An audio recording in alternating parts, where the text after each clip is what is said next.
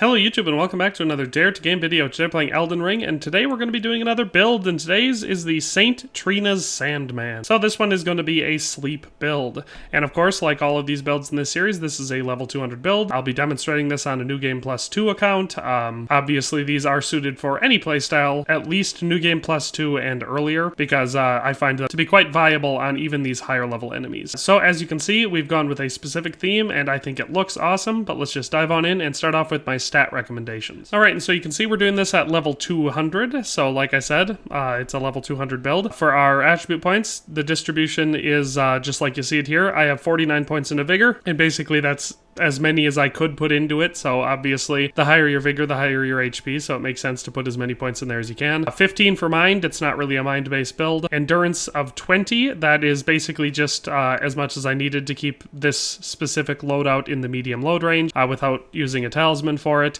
Strength of 45, Dexterity of 65, and Intelligence of 70, and those are going to be your primary three kind of focus areas for this one because your weapons are going to scale with those skills. The higher you can get any of them, the better your damage output is going to be. I put primarily into intelligence and then dexterity as a secondary and strength as the third one. So if you're going to prioritize this or you want to try doing this build at a lower level, obviously just prioritize intelligence, dexterity, and strength, and then after that vigor, and just have enough endurance so that you can roll around quickly in this armor. Other than that, that's pretty much everything there is to know about stats. You don't need to put 15 in mind. I have 15 in mind just because when I was testing this out, I did try a couple spells with it, even though I don't think they're all that essential, but that's why I kept the 15 in mind just so I could cast a little bit more, because at 10 you have remarkably little FP. That is the stat layout for the St Trina's Sandman build. So as far as our equipment goes, obviously this being the St Trina's Sandman build, we're going to be going for the sleep buildup, and there are a number of ways to do sleep buildup. There's arrows that can do it, there's pots that can do it, you could use the St Trina's torch, but the best way to go about it is the Sword of St Trina, and even better than one is having two of them. And so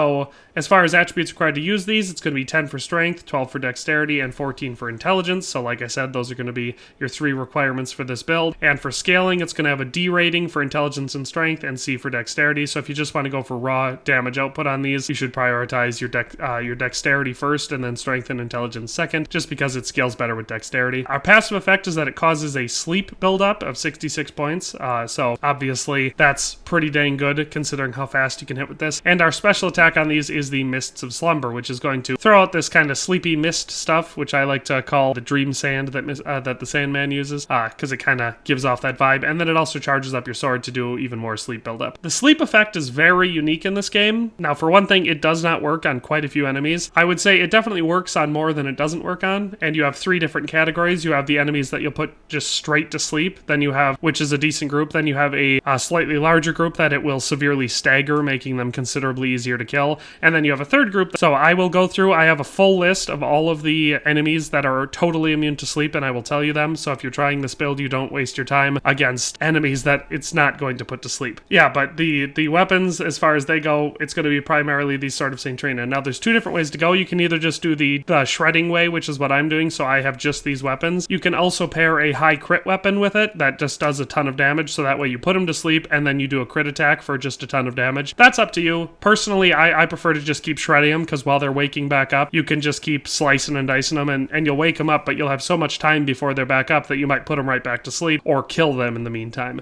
So I find it more useful just to keep chopping at them. As far as our armor goes, none of these give us any boosts for this build, but I think it looks rather cool together, so I did the All-Knowing Helm, the Black Flame Monk armor, the Banished Knight's Gauntlets, and the Banished Knight's Greaves, and I think it makes a really cool looking outfit that fits kind of the theme of this build very, very well. For our talismans, we're going to start off with the Shard of Alexander, which greatly boosts the attack power of skills. That's going to help us with our Mists of Slumber special attack, so I find it to be decently useful for this build. Then we're going to have the Rotten Winged Sword Insignia, which greatly raises attack power with successive attacks. And so since we're dual wielding these light swords that are going to do attacks very quickly, we're going to have those successive attacks. This is going to give us a great attack power boost. Same can be said for Millicent's Prosthesis. It boosts your dexterity and raises the attack power with successive attacks, so those will stack against each other. So with both of those talismans equipped, you're going to be dealing significantly more damage with your successive attacks. Then I did the Godskin Swaddling Cloth, and this one is successive attacks restore HP, so while you're dealing lots and lots of damage, you will also be receiving HP back by using the Godskin Swaddling Cloth. So basically, this whole build is based on rapidly hitting your enemy. For your summon ashes, really it's going to come down to personal preference. I'm just going to pair Mimic Tier ashes with it. I really only use them against the couple hardest bosses in the game when you have an overpowered or at least well-designed build like this. I know people seem to dislike when I use the phrase overpowered if it doesn't just kill Radagon by snapping your fingers. But I like the Mimic Tier ashes with it because it's just whenever you've got a well-designed build, now you've got two of them running around. But anything else would work rather well. Black Knife Tiche would be a good option, the Dung Eater. But yeah, so whichever one you like. And then for our Wondrous Physic, we're going to have the Thorny Crack tier, which temporarily boosts successive attack power, and the Opaline Bubble tier, which significantly negates damage received. So this one, we're going to have another boost to our successive attack power. Makes perfect sense. And we're also going to take less damage because we aren't wearing particularly heavy armor, so that's going to be nice. So like I said, I think this one looks rather nice. All of the equipment to make up this outfit should be relatively common stuff that you've found in your playthroughs, and if you're on New Game Plus 2 like this, or if you've got a friend who's willing to drop you another one, you can easily have two of St Trina's swords. All in all, pretty straightforward setup here, and like I said, I think it looks real cool. Before we get into testing this out, just let me tell you all of the enemies that are totally immune to sleep. The Abnormal Stone Cluster, the Ancestral Follower, Ancestral Spirit, Estelle Natural Born of the Void, Blackblade Kindred, Black Knife Assassin, Borealis the Freezing Frog, Crystallians, Decaying Exykes, Dragonkin Soldiers, Elden Beast, Ensha of the Royal Remains, the Erdtree Avatar, Erdtree Burial Watchdog, Flying Dragon Agil, Flying Dragon Grail, Glintstone Dragon Adula, Glintstone Dragon Smaragd, and basically just all dragons.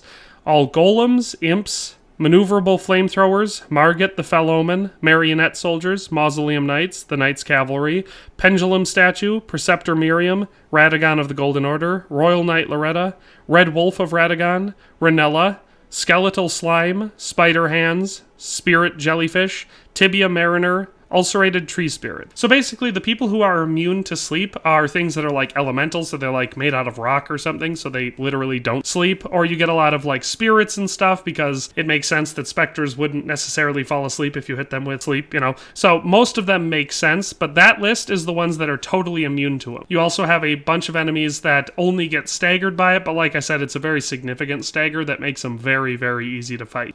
So the sleep build is very viable. It's just you should keep in mind that there are quite a few enemies that the sleep will not affect at all. So just against a regular troll here, I'll just show you a great example of how effective this build is. That was one single hit with the special attack. And our troll is Betty Bye, good night. So then, like I said, you can either just keep hacking on them, or you could do crit attacks, but either way, once they've fallen asleep, they're pretty easy to take out. So obviously that's just a troll, but it also works rather well against quite a few bosses.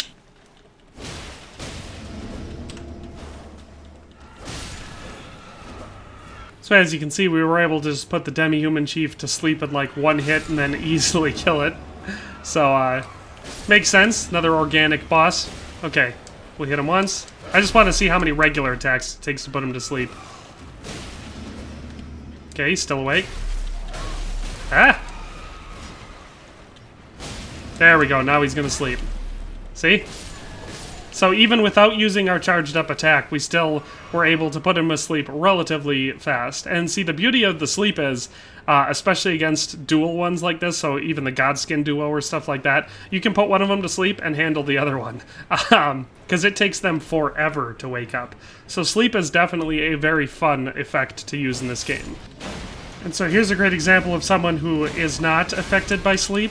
So it is still deadly, obviously, because we're using two swords that deal pretty decent damage, and we have talismans to back them up. Of course, our stamina is really low. But so the Erdtree Burial Watchdog is a boss that you can see was not even slightly affected by sleep. It doesn't even stagger him, much less put him to sleep. So, I mean, obviously it's a viable build against enemies like that, just because of the way that the damage stacks with consecutive hits and everything. So you can use it against all boss types. It's just not going to be nearly as effective against those that are immune to sleep. Now here we have one that I'm pretty sure is affected by it, but is only staggered by it. So we'll see if we can stagger him. I love how we just bounce off. Oh, man. Yeah, I would say I think he's staggered by it. He didn't make my list of ones that are immune to it, so...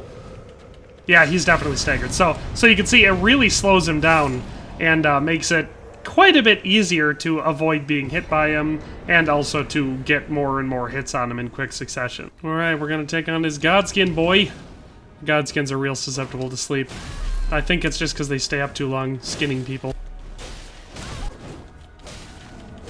Go to sleep.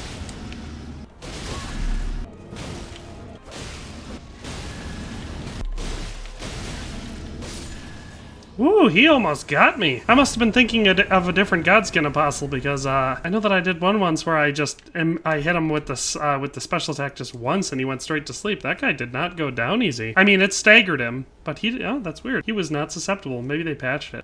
So that is the St Trina's Sandman build. Like I said, it's effective. The exact way I have it set up makes it effective against everyone because your consecutive attacks are going to deal more and more damage, and they're also going to heal you. So it makes it a pretty good build for anything. But for the enemies that are susceptible to sleep, like fully susceptible, it's excellent, and it's even still pretty dang powerful against the ones that you can stagger with it. So I definitely enjoy it. It's very fun for roleplay, and the outfit looks excellent. But that's all for today, so we'll see you next time. Thanks for watching another Dare to Game video. If you liked this video, please leave a like and a comment. If you haven't already, be sure to subscribe to the channel. If you like my content and would like to support this channel, consider becoming a member today for as little as $1.99 a month. It makes a huge difference. But in any case, thanks for watching and have a nice day. I'll see you next time.